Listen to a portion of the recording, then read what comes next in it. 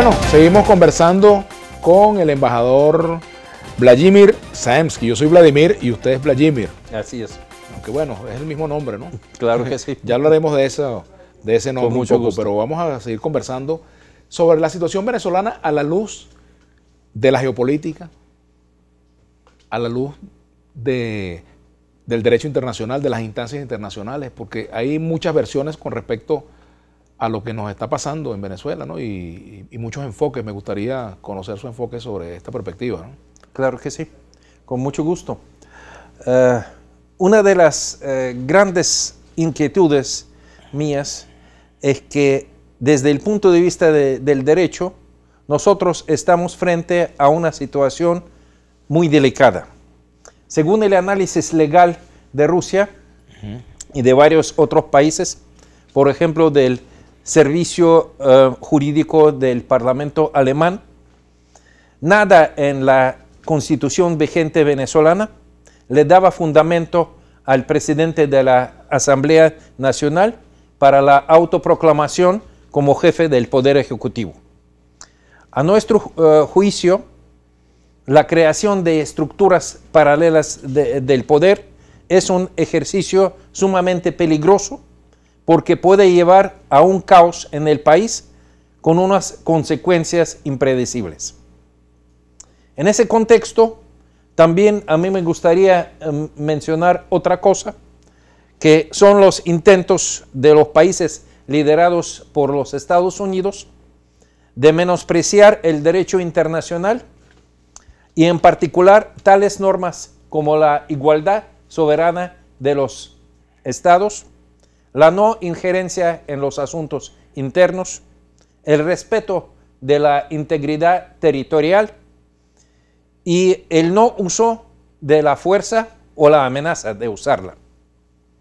Un claro ejemplo de la disposición de violar las reglas existentes del existente sistema universal es el plan de introducir en las Naciones Unidas una resolución poniendo en duda la legitimidad de los poderes de la delegación venezolana en las Naciones Unidas.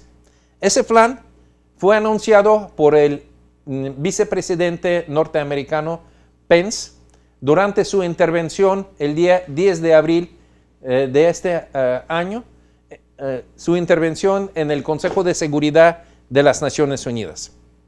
Yo francamente tengo la impresión de que en Washington no se dan cuenta de las graves consecuencias de sus pasos en diferentes foros internacionales, porque no solamente dificultan las actividades de esos organismos, sino que están provocando una profunda división en la comunidad internacional. Un claro ejemplo para mí de todo esto, de lo peligroso y de lo estéril de estos esfuerzos, es lo que sucede en la sede de la Organización de Estados Americanos en Washington, donde el forzoso reconocimiento del representante de la Asamblea Nacional provocó una ruptura porque varios países miembros que no lo aceptan ahora piensan en poner en duda las futuras decisiones de la OEA porque consideran esas futuras decisiones tomadas con la participación del representante de la Asamblea Nacional como carentes de la legitimidad. Tal como digo, a mi juicio, todo esto es un gran peligro para el derecho internacional. Claro, muchas veces los países actúan, o muchas veces no, siempre actúan de acuerdo a sus intereses y a sus enfoques políticos. Por ejemplo, hay quienes consideran que así como se debe condenar la injerencia en Venezuela de parte de Estados Unidos, también se debería condenar la injerencia rusa en Ucrania, por ejemplo. ¿Hay un paralelismo entre ambas situaciones? ¿Se puede establecer? Yo no veo ningún paralelismo porque lo que sucedió en marzo de 2014 en Ucrania fue un golpe de Estado, porque en el momento de una crisis política y a pesar de lograr un acuerdo entre el entonces presidente Víctor Yanukovych y los representantes de las fuerzas que le oponían, tal como digo, a pesar de llegar a un acuerdo, ese acuerdo no fue respetado y se prosiguió a un golpe de Estado.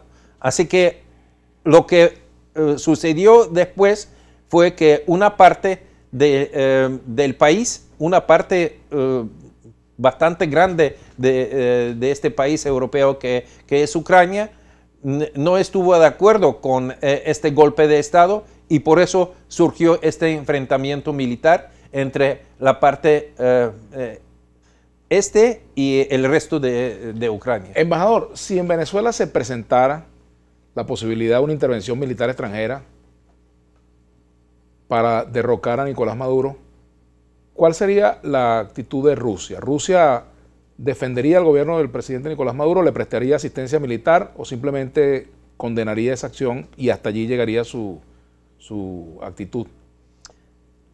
Por ser diplomático yo debo ser optimista. Por eso yo espero que no lleguemos a tal extremo de que haya una intervención militar, de que haya un golpe de Estado, de que haya una mayor infracción de las leyes venezolanas, porque, bueno, yo tengo fe en el pueblo venezolano, en su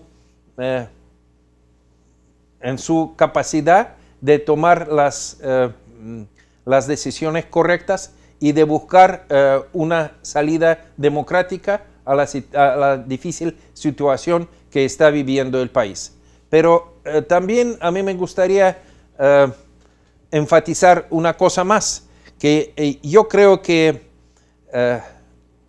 actualmente cuando Venezuela está viviendo una situación difícil, los países que quieren ayudarla tienen que hacerlo de una manera civilizada y utilizando los canales de asistencia mundialmente reconocidos, pero de ninguna manera utilizar esa asistencia humanitaria y esa coyuntura para los fines políticos egoístas. Tenemos que hacer una pausa por aquí, otros comentarios. Amigo, el golpe que dio Chávez, si te gustó, pregúntale al embajador ruso, Marcial Morales. Otros comentarios también.